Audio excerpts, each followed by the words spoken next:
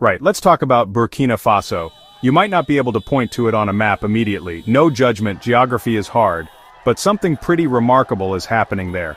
Leading the charge is a young military fella, Captain Ibrahim Traoré.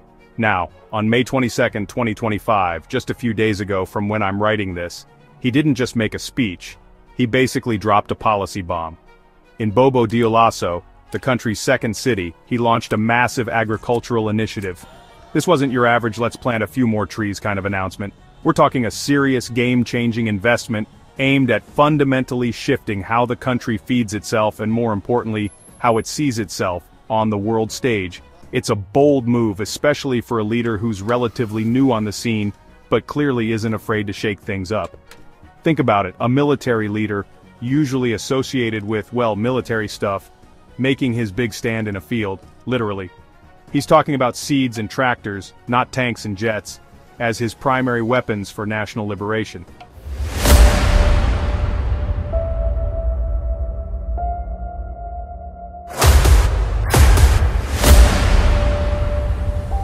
This is the journey to one Africa. This isn't about fighting a war with bullets, it's about fighting dependency with bulldozers, the farming kind. Captain Traoré's vision is audacious, to use agriculture as the main tool to achieve true sovereignty. For a nation that has often found itself reliant on others, this is a profound statement. He's essentially saying, we can stand on our own 2 feet, and those feet will be firmly planted in our own fertile soil. It's a quiet revolution, but the tremors are already being felt. The air in Bobo Dioulasso on that day must have been electric. Imagine farmers who have toiled for generations, often with limited resources, hearing that their government is now going all in on them. This initiative isn't just throwing money at a problem, it's a strategic pivot. Traoré's government is signaling a clear break from past approaches, where external advice and aid often came with strings attached, sometimes more like chains. He's looking inwards, to the strength and potential of Burkinabe land and its people. This focus on homegrown solutions is what makes his plan so compelling, and perhaps so challenging to the old ways of doing things, both within Burkina Faso and for those international players used to calling the shots. So, what we're witnessing isn't just an agricultural policy, it's a declaration of intent. Captain Traoré is betting the farm, quite literally, on the idea that Burkina Faso can carve out its own destiny, free from the economic and political pressures that have historically constrained many African nations. This isn't just about ensuring there's enough millet to go around, it's about national pride, economic independence, and showing a different path forward. The initial investment is huge, the goals are ambitious, and the world, especially certain parts of it, will be watching very, very closely to see if this Burkinabe sprout can truly grow into a mighty tree of self-sufficiency. Now, to understand why Captain Traoré's big farming plan is such a big deal, we need a little rewind. For decades, Burkina Faso, like many of its neighbors, has been caught in a bit of a loop. Think of it like that one friend who means well but always needs to borrow a tenner and then another, and then needs help paying back the first tenner. That's been Burkina Faso with Western aid and international loans. This dependency wasn't accidental. It's a complex web woven over years, a legacy of colonial structures and post-colonial economic pressures. The country often found itself importing food it could potentially grow, and relying on financial assistance that dictated policy, effectively outsourcing parts of its sovereignty. This reliance wasn't just about money or food, it seeped into the very fabric of national decision-making. When you're constantly looking outwards for support, your own voice can get a bit muffled, can't it? Policies might be shaped more by the priorities of donors than by the actual needs of the people on the ground. Captain Traoré's government seems to have looked at this picture and said, nope, we're changing the channel. One of the starkest indicators of this new direction is their reported policy of rejecting new loans from the International Monetary Fund, IMF, and the World Bank. That's like telling your rich uncle you don't need his pocket money anymore because you've got a solid business plan for your lemonade stand. It's gutsy. Instead of looking for external financial lifelines which often come with those pesky terms and conditions, you know, the ones in tiny print that say, we now own your Tuesday Traoré's administration is focusing on internal strength. They've even reportedly paid off all local debts, which is a massive step towards cleaning the slate and building trust within their own economy. This isn't just about saying no to foreign loans. It's about saying yes to national capabilities. The emphasis is shifting from managing debt and dependency to cultivating genuine homegrown wealth and resources. It's a fundamental change in economic philosophy for the nation. This historical context of dependency makes Traoré's agricultural revolution all the more significant. It's not just a policy, it's a statement of economic emancipation.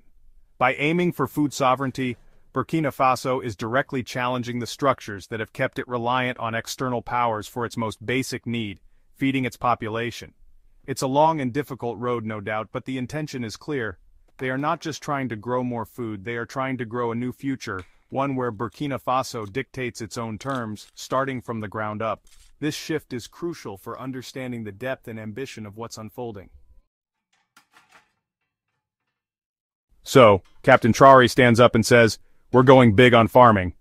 But what does big actually mean? Well, in this case, it means a whopping 104 billion CFA francs. For those of us who don't have our CFA franc to dollar converters handy, that's roughly $176 million. That's not just seed money, folks. That's a whole blooming harvest of cash being plowed directly into the agro-silvopastoral sector. This isn't some vague promise either. The plan, launched on that significant day, May 22, 2025, is incredibly specific about where these funds are going, aiming to touch every part of the agricultural chain. Let's break down the shopping list for this agricultural revolution. First up, seeds. 15,000 tons of them. That's a lot of potential plants, a lot of future meals. Then, you've got the Muscle 608 brand new tractors. Imagine the difference that makes for farmers who might have been relying on much older equipment or even manual labor. And to make sure those seeds and tractors have the best chance of success, there are 70,000 tons of fertilizer being distributed. It's a comprehensive package designed to give Burkinabe farmers the tools they desperately need to significantly ramp up production. The investment also covers veterinary supplies, acknowledging that livestock is a crucial part of the agricultural picture for many. This isn't just about handing out goodies, though. The strategy is to directly empower local farmers, the very people who work the land day in and day out. By providing these essential inputs, the government is reducing the barriers to increased productivity. For too long, smallholder farmers across Africa have faced challenges accessing quality seeds, modern machinery, and necessary soil enhancers. This initiative tackles those issues head-on. It's an investment in human capital as much as it is in agricultural hardware. The aim is to transform subsistence farming into a more productive, commercially viable sector that can support not just individual families, but the entire nation's food security. The scale of this investment is a testament to the seriousness of Traoré's commitment. It's one thing to talk about food sovereignty, it's another to back it up with such a substantial financial and material commitment. This move sends a clear signal that agriculture is no longer a secondary concern but a primary engine for national development and independence. By ensuring these resources reach the grassroots level, the government is betting that the collective effort of its farmers, newly equipped and supported, can indeed turn the tide against food insecurity and foreign dependency, cultivating a more prosperous and autonomous Burkina Faso. So, they're spending all this money on seeds and tractors, but what's the endgame? Is it just about having bigger piles of tomatoes? Well, yes and no. The primary headline goal of Captain Traoré's ambitious agricultural initiative is, drumroll please, achieving food sovereignty. It sounds grand, and it is. Food sovereignty means a country can feed its own people reliably and sustainably without being at the mercy of international market fluctuations or the goodwill of other nations. It's about having control over your own food supply, from the seed planted in the ground to the meal on the table. It's fundamental, but it goes deeper than just filling bellies. Achieving food sovereignty is intrinsically linked to enhancing national dignity. There's a profound sense of pride that comes with self-sufficiency, with knowing that your nation can provide for its own. For years, the narrative for many African countries has been one of needing help. This initiative aims to flip that script. It's about Burkina Faso saying, we have the land, we have the people, and now we're investing in the means to make ourselves strong. This psychological shift, this reclaiming of agency, is just as important as the tons of millet or rice produced. It's about building a nation that stands tall. Furthermore, this drive for food autonomy is a direct challenge to neo-colonial control. Think about it. If a nation depends on another for its food, it's vulnerable. That dependency can be leveraged for political or economic influence. By breaking this cycle of foreign dependency, particularly on Western aid and food imports, Burkina Faso aims to reduce those external pressures. It's a strategic move to ensure that decisions made in Ouagadougou are made for Burkinabés by Burkinabés, without worrying if the next food shipment might be delayed if they don't toe a certain line. This is economic liberation in its most basic, tangible form. And there are early signs that this focus on internal strength might be bearing fruit beyond the fields. Under Captain Traoré's leadership, within his first 2 years, Burkina Faso's GDP reportedly grew from $18.8 billion to $22.1 billion. While agriculture's direct contribution was 16.33% in 2023, a thriving agricultural sector has ripple effects throughout the economy, creating jobs, stimulating local markets, and reducing the need for foreign currency to be spent on food imports. So, the goals are clear: a full stomach, a proud heart, and a nation truly in charge of its own destiny. It's a tall order, but one they are determined to fill. Section 5. Tractors, Tech, and Training. Modernizing the farm. It's one thing to hand out a tractor, it's another to make sure it actually revolutionizes farming. Captain Traoré's plan isn't just about dropping off shiny new equipment and hoping for the best. A key part of the strategy involves the establishment of mechanization brigades in every single commune across Burkina Faso. Think of these as local agricultural support hubs, designed to bring modern farming techniques and tools directly to rural producers. This is about system-wide change, ensuring that the benefits of mechanization are widespread and sustained, rather than being concentrated in just a few areas or in the hands of a few large operators. These mechanization brigades are tasked with more than just lending out tractors. They are set to provide a range of modern tools crucial for boosting productivity and diversifying agricultural output. We're talking about things like motorized pumps, which are a game changer for irrigation, especially in a region that can face unpredictable rainfall. They're also introducing innovations like floating fish cages for aquaculture, opening up new avenues for food production and income. Alongside the 608 tractors mentioned in the Big May 2025 package, other reports indicate additional support like 239 tillers and 714 motorcycles for rural farmers, enhancing their mobility and capacity to manage larger plots of land efficiently. Crucially, this initiative isn't just about the hardware, it's also about the software, the human knowledge. The brigades are intended to provide technical assistance. This means training farmers on how to use the new equipment effectively, how to maintain it, and how to adopt modern farming practices that can lead to better yields and more sustainable land use. This combination of tools and training is vital. A tractor is only as good as the person operating it and the systems supporting its use. By investing in skills alongside steel, the government is aiming for a deeper, more lasting transformation of the agricultural sector. This comprehensive approach seeks to bridge the gap between traditional farming methods and the demands of modern agricultural productivity. For generations, many Burkinabe farmers have relied on age-old techniques. While these methods have sustained communities, they often limit output and are highly labor-intensive.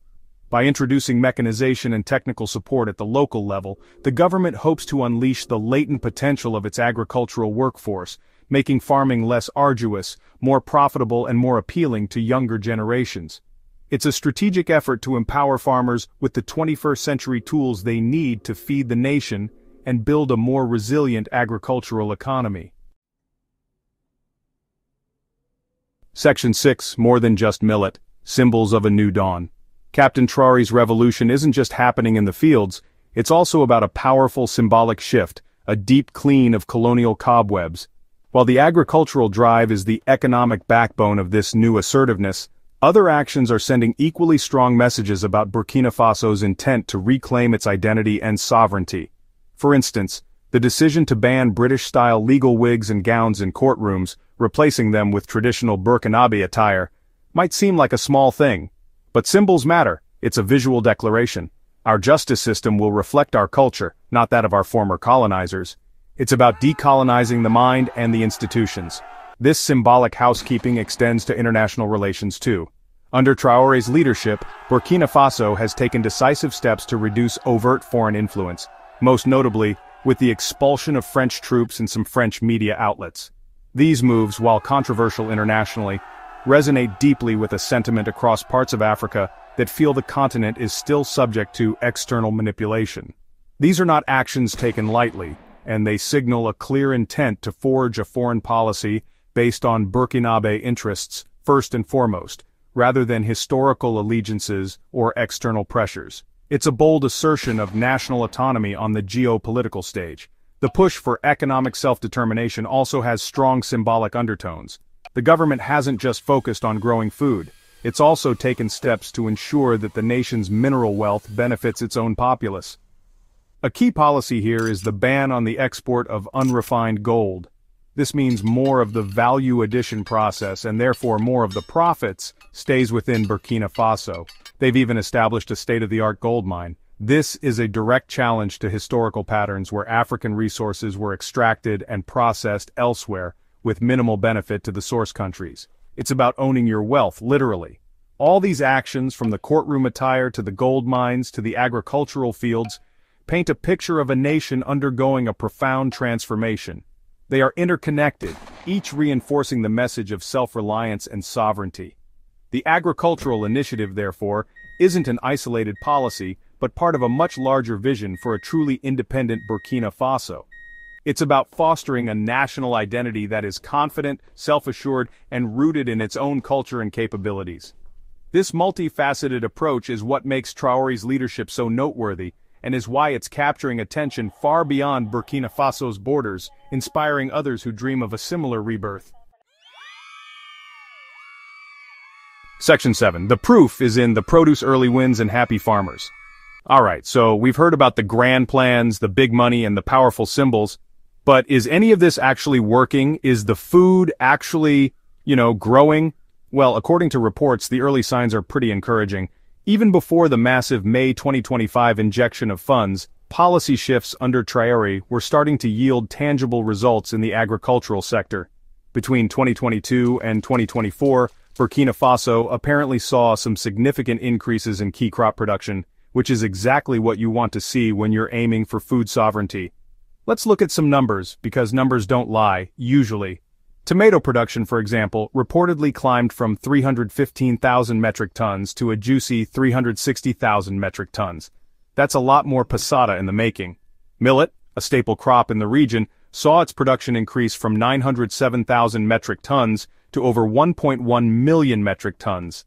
And rice, another critical food source, grew from 280,000 metric tons to 326,000 metric tons. These aren't just abstract figures. They represent more food for Burkinabe families, more income for farmers, and less reliance on expensive imports. It's progress you can literally taste. And it's not just about growing more raw produce. The government is also thinking about what happens after the harvest. 2 tomato processing plants have already been established. This is smart. Processing adds value, creates different kinds of jobs, and reduces post-harvest losses.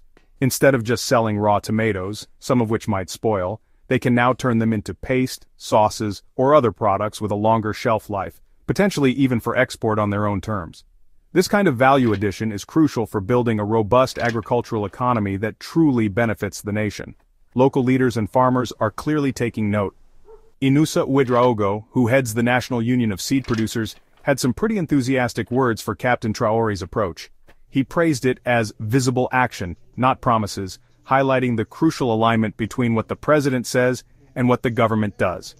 This kind of endorsement from people on the ground is invaluable. It suggests that the policies are not just top-down decrees, but are being felt and appreciated at the grassroots. Add to this the government's reported success in paying off all local debts, and you start to see a picture of growing confidence and tangible improvements. Section 8. Thorny Paths, the Hurdles in Traoré's Path. Now, it would be lovely to say that Captain Traoré just needs to plant his seeds, sing a happy song, and watch Burkina Faso magically transform into a self-sufficient paradise.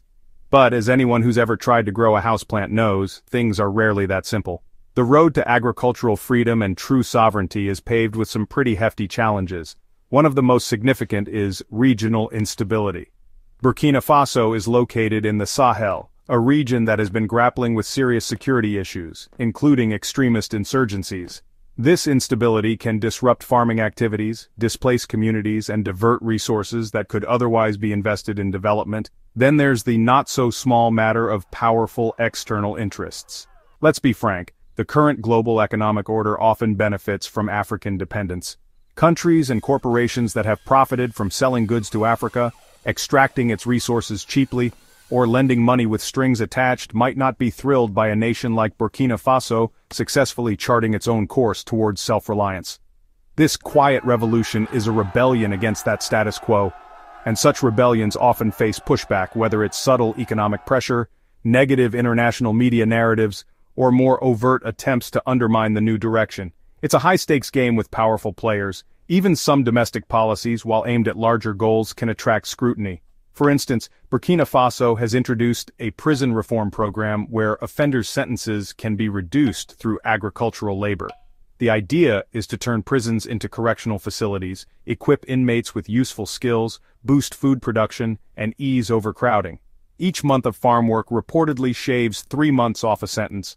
While the aims are laudable, rehabilitation contribution, such programs can and have faced ethical questions from human rights observers about the nature of the labor and consent, adding another layer of complexity for the government to navigate carefully. Despite these thorny paths, the government is also pushing ahead with crucial infrastructure projects that support the broader vision of development. New roads are being constructed, existing ones widened, and gravel paths upgraded, all vital for getting produce from farms to markets and connecting rural communities. The Ouagadougou-Donson Airport, a major project, is reportedly set for completion in 2025, which could boost trade and connectivity. These developments show a commitment to building the foundations for long-term growth, even as they tackle the immediate challenges of insecurity and external pressures. The journey is tough, but the determination seems to be there. Section 9. An African Blueprint, Lessons from Burkina Faso's Fields. So, what does Captain Traoré'S agricultural adventure in Burkina Faso mean for the rest of Africa? Is this just a one-off, a unique experiment in a specific context? Or could it be something more, perhaps a nascent blueprint for other nations dreaming of genuine sovereignty? The quiet revolution aspect is particularly compelling. In an age where change often seems to come through conflict or loud confrontation, Burkina Faso is attempting to achieve a profound shift, breaking free from economic dependency, primarily through the peaceful, constructive act of farming. It's a different kind of power play, one that uses plowshares instead of swords. The emphasis on food sovereignty as the cornerstone of national independence has universal resonance across the continent. Many African nations still grapple with food insecurity and heavy reliance on imports decades after political independence. Traoré's approach, investing massively in local farmers, providing them with modern tools and support, and rejecting a debt-driven development model, offers a tangible alternative. It suggests that the path to true self-determination might lie in cultivating one's own garden, both literally and metaphorically. The early successes in increasing production and the focus on value addition, like the tomato processing plants, provide practical examples that others can study and adapt. However, the challenges Burkina Faso faces are also a critical lesson. Regional instability and the potential resistance from global powers who benefit from the status quo are hurdles that any nation attempting a similar path will likely encounter. This underscores the profound need for African unity and solidarity. Leaders like Traoré, who dare to challenge established norms and pursue an independent path, often find themselves isolated or targeted. If this model is to have a wider impact, it will require a collective will among African nations to support each other's efforts towards self-sufficiency, and to resist external pressures that seek to maintain dependency. Ultimately, Burkina Faso's agricultural revolution is more than just a domestic policy, it's a potent symbol of African agency and aspiration. It's a call to look inward, to trust in the continent's own resources and its people's ingenuity.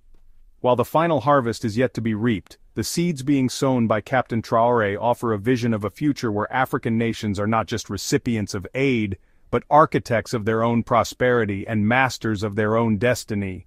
The world is watching, and perhaps learning that true freedom can indeed be cultivated, one field, one tractor, one determined nation at a time.